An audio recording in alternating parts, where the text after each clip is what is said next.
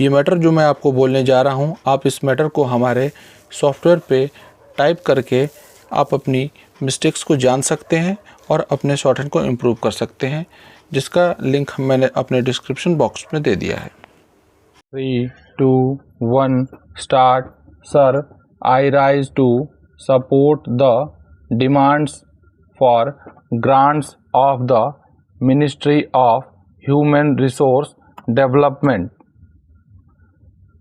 The Honorable Minister is one of the most intellectual and experienced person in the field of education and is well aware of the need for development of human potential in the areas of education, youth, women and children. The allocation of funds for the various activities of the 4 departments which constitute his ministry is no doubt in line with their requirements, about which I have nothing to say. My only humble request to the minister is that he should carry out an appraisal of the working of his ministry to find out if the purpose for which the money has been spent has really been achieved commensurate with the amount spent. To me, it seems that lot more requires to be done in this respect, so that the fruits of quality education reach right down to the poorest of the poor and the socially and economically backward classes. The purpose of good education is to make one really knowledgeable and respectable citizen of this country, so that he is able to stand on his own feet and live a decent life. Character building plays an important role in this direction and has to be given its due place in education. It must be understood that good education is the foundation for nation's progress, and unless this foundation is made strong and everlasting, no structure constructed on it will stand firm and erect. Therefore, we must endeavor to provide quality education to all sectors of the society, with particular emphasis on promotion and development of fundamental values like character building, national integrity, secularism, focus on environmental and population education, and so on. It is all the more important that the socially and economically backward classes, who form the bulk of our population, are drawn into the mainstream of education activities, so that they also contribute their mite to the nation's prosperity. Unfortunately, this point seems to have escaped the attention in this year's budget, although there was a mention of it in the last year's budget. The Honorable Minister himself is dedicated to the cause of education, and there is hardly anything more that I can tell him.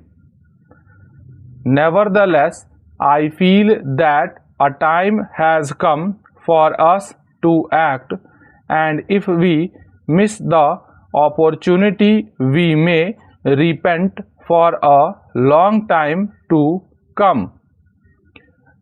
Considering the deterioration in the moral standards of the society today, special emphasis has to be laid on character building in our educational system. Children, being more amenable to changes, character building should start from them right from the Anganwadi classes up to SSC classes. If children are constantly told about what is good for the country and also what is good for them, it will have a great impact on them. The help of Anganwadi workers who do not have work in the evening can be taken to coach children of first and second standards of telling them stories of great people and their work. This could be supplemented by giving them books depicting the lives of great men and their noble deeds for reading at home, on which questions can be asked next day during coaching.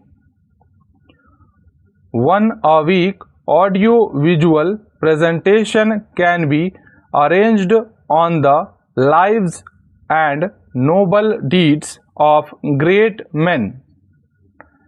I am sure that will have the desired effect much more faster. With all the money that is spent on education, who are the people who really get the benefits? If we ponder over this aspect, we will find that it is the affluent few and those where both husband and wife are working who are able to reap the benefits because they have all the money with them to get whatever they want. They can send their children to best schools, buy costly books and aids, arrange special tuitions and send them to special coaching classes, tuitions and send them to special coaching classes to score marks in competitive exams. Even if these children fail to get admissions to professional courses, their parents can always pay capitation fees and have them admitted. But what happens to SC and ST and other economically and socially backward students?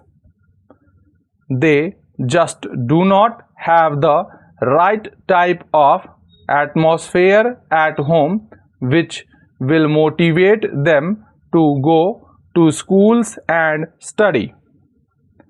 Their parents themselves, being illiterate and poor, would prefer their children to help them in their work and earn money rather than spend time on studies. Under the circumstances, it would be nearly impossible for such students to compete with the city students and get admission to prestigious courses. Therefore, I submit that the need of the day is to set up residential schools for SC and ST and other socially and economically weaker students on 50-50 basis.